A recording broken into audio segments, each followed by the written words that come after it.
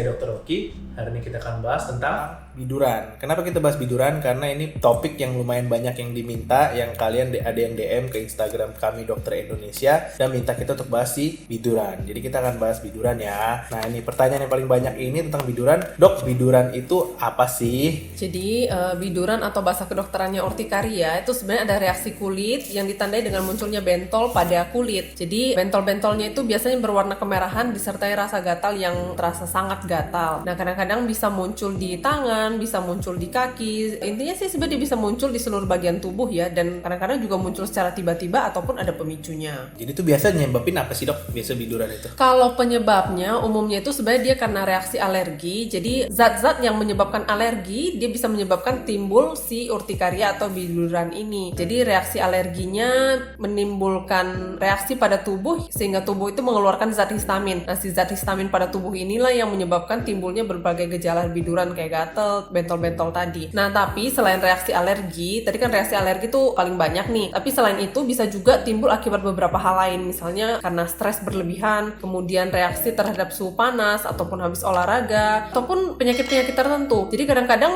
suhu dingin juga bisa menyebabkan biduran. Makanya kadang-kadang kalau seandainya ada orang yang bepergian ke daerah ya dengan suhu yang sangat dingin, itu bisa tuh mulai bentol-bentol dan gatal-gatal. Nah itu banyak ya dok yang suhu dingin itu. Jadi kayak misalnya teman saya juga tuh dok, kalau misalnya dia dikena AC terus itu jadi bisa bikin biduran juga ya dok ya biasanya dok? Iya bisa. Jadi sebenarnya biduran ini kan bentol-bentol di badan, tapi sebenarnya reaksi alergi itu sih bisa macam-macam. Ada juga yang bikin orang misalnya kayak bersin-bersin, ada orang yang kena AC atau suhu dingin tuh malah bersin-bersin, kemudian gatal-gatal, ya macam-macam sih reaksinya. Cuma kalau kita ngomong biduran ya spesifiknya bentol-bentol dan gatal-gatal di badan. Oh jadi reaksi alergi itu sebenarnya macam-macam, bisa karena bersin, bisa kalau ini urtikari ini salah satu reaksi tubuhnya itu ya. Ini kalau misalnya kita makan obat, misalnya kita alergi obat juga bisa muncul biduran kan ya dok ya? Bisa juga. Jadi bisa juga ya ada banyak macam sih sebenarnya obat-obatan yang bisa menyebabkan timbul reaksi seperti biduran ini. Nah itu makanya penting bagi kalian punya reaksi alergi obat, biasanya kalian harus catat tuh biar kalian nggak gampang terkena alergi lagi. Jadi misalnya paling banyak tuh kayak saya pribadi tuh alergi penisilin. Kalau penisilin saya biasa biduran. Jadi kalian kalau udah tahu alergi obat kalian harus catat itu. Nah yang selanjutnya itu soalnya aku potong sedikit ya dok. Jadi itu memang kalau menurutku terutama reaksi obat ya.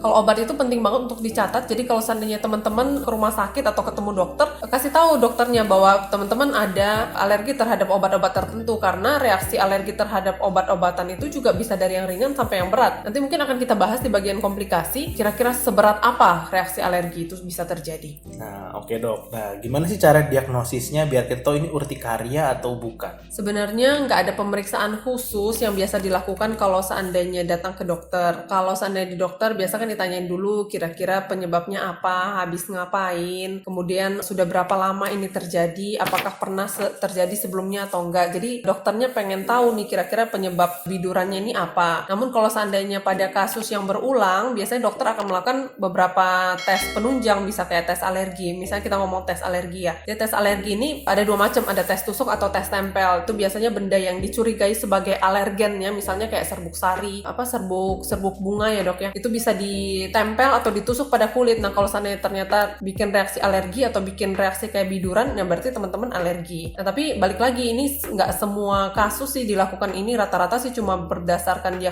diagnosanya berdasarkan anamnesa dan pemeriksaan fisik aja. Karena emang cukup ribet ya dok ya kalau kita mau cekin satu-satu, karena makanya biasa ditanya dulu ke pasiennya. Pasien biasa kan bisa kayaknya kemungkinan karena alergi ini dok. Biasa pasien tuh ingin jelaskan. Nah ini dok yang terakhir dok, gimana sih cara mencegah dan mengobati si biduran ini? Nah balik lagi, kalau mencegah ya berarti kira-kira penyebabnya apa mesti diketahui dulu. Kalau seandainya memang gara-gara alergi terhadap sesuatu, misalnya serbuk sari deh ya hindari bepergian pada tempat-tempat yang banyak bunganya, atau alergi terhadap hal apa, pokoknya ya teman-teman hindari penyebabnya. Dan kemudian kalau seandainya sudah terjadi biduran, teman-teman harus menghindari untuk menggaruk bagian yang bentol atau gatal. Hal ini untuk mencegah dia makin parah atau malah menimbulkan luka yang bisa menyebabkan infeksi lebih lanjut. Jadi untuk mengurangi rasa gatalnya atau rasa nggak nyamannya itu, kita bisa lakukan kompres dingin sebenarnya. Jadi pakai es batu tuh dikompres, itu biasanya sangat mengurangi rasa gatal yang timbul. Dan kemudian kalau untuk mengobati, biasanya kita pakai obat-obatan antihistamin aja kayak loratadin atau cetirizine. Itu juga bisa 1-2 kali minum juga udah sembuh sih. Tapi dalam kasus yang parah, teman-teman boleh langsung berobat berobat ke dokter, biasanya dilakukan pemberian kortikosteroid untuk kasus yang Oke, sekian pembahasan kita tentang topik hari ini. Jika ada yang masih belum jelas, boleh langsung komen di bawah atau langsung DM kita ke Instagram @kamidokter Indonesia. Saya Dr. Friska. Saya Dr. Oki, kami pamit.